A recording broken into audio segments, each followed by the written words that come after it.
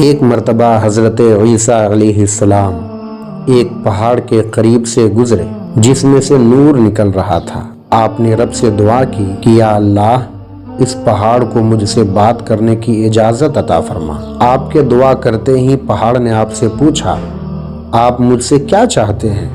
تو آپ علیہ السلام نے کہا، مجھے یہ بتاؤ کہ تیرے اندر یہ چمک دمک اور تیرے اندر یہ نور کیسا ہے؟ اس پر وہ بولا، اے عیسیٰ علیہ السلام، میرے اندر ایک مرد خدا موجود ہے جو اس میں میرے اندر رہ کر کے اللہ کی عبادت کیا کرتا ہے۔ یہ اسی کی برکت ہے کہ میرے اندر نور اور چمک دمک نظر آ رہے ہیں۔ پھر آپ علیہ السلام نے رب سے دعا کی کہ مولا، مجھے اس مرد خدا سے بات کرنے کی اجازت عطا فرما۔ تو پہاڑ پھٹ گیا اور وہ بزرگ ظاہر ہوئے۔ انہوں نے کہا، میں حضرت موسیٰ علیہ السلام کی قوم سے ہوں۔ میں نے رب سے دعا کی تھی کہ میں حضرت محمد صلی اللہ علیہ وسلم کا دور بھی پاؤں تاکہ ان کی امتی میں شامل ہو سکوں۔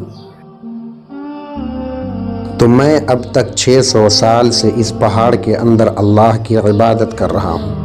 تب حضرت عیسیٰ علیہ السلام نے اللہ سے پوچھا، اے میرے مولا، کیا روئے زمین پر اس سے بڑھ کر بھی کوئی عبادت گزار اور ثواب پانے والا موجود ہے؟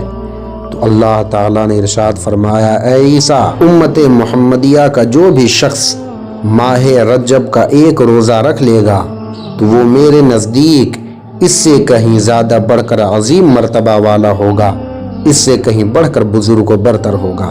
سبحان اللہ۔ اللہ ہمیں ماہ رجب کے روزے بھی رکھنے کی توفیق عطا فرمائے۔